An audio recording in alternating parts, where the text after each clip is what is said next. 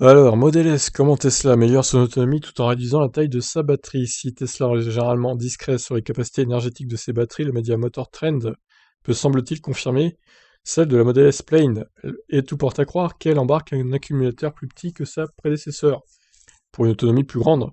Tout est une histoire d'optimisation. Alors, on veut des chiffres. On va passer toute l'intro, là, on s'en fout, quoi. En revanche, Tesla se montre toujours discret quant à la capacité énergétique des batteries installées dans ses voitures, sauf qu'ici, Motor Trend affirme haut et fort que la Model S Plaid 2021 embarque 100 kWh contre 104 sur la Model S Performance d'avant.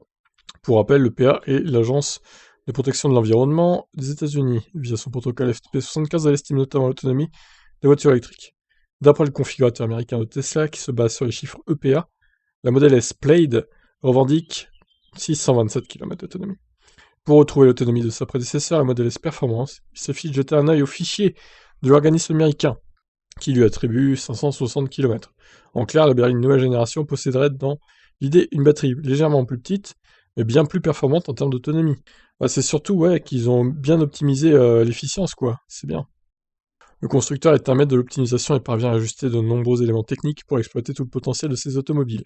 Ici, en l'occurrence, les équipes d'Elon Musk ont réalisé des avancées sur le groupe motopropulseur et les performances aérodynamiques. Surtout sur l'aéro aussi, je pense. Un grand travail a également été effectué sur le système de refroidissement, une batterie légèrement plus petite et donc aussi plus légère, impactant de facto l'autonomie du véhicule.